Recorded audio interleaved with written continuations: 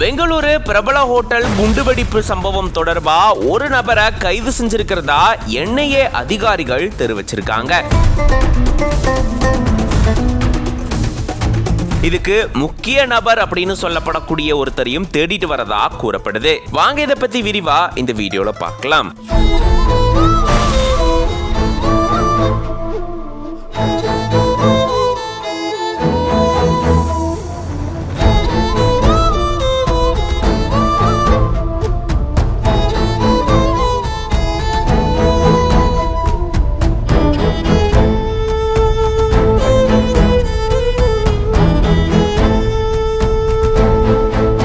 கடந்த மார்ச் 1ஆம் தேதி பெங்களூர்ல இருக்கக்கூடிய பிரபல உணவகமான ராமேஸ்வரம் கஃபேல குண்டுவெடிப்பு சம்பவம் நிகழ்ந்தது. இதுல 10க்கும் மேற்பட்டோர் காயமடைஞ்சதா சொல்லப்பட்டிருந்தது. இந்த சம்பவம் நாட்டையே உலுக்கி இருந்தது.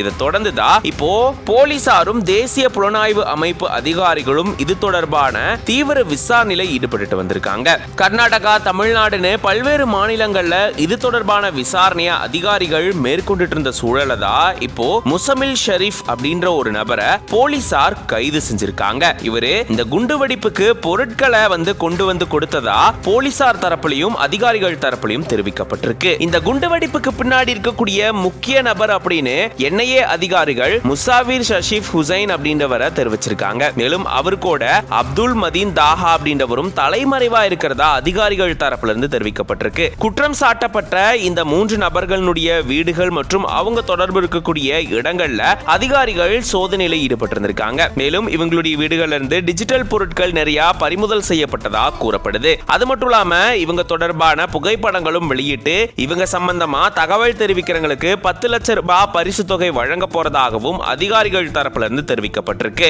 நாட்டையே உலுக்கி இருந்த இந்த சம்பவம் தொடர்பா இப்போ ஒரு நபரை அதிகாரிகள் கைது செஞ்சிருக்கிறதா அதிகாரப்பூர்வமா அறிவிச்சிருக்காங்க.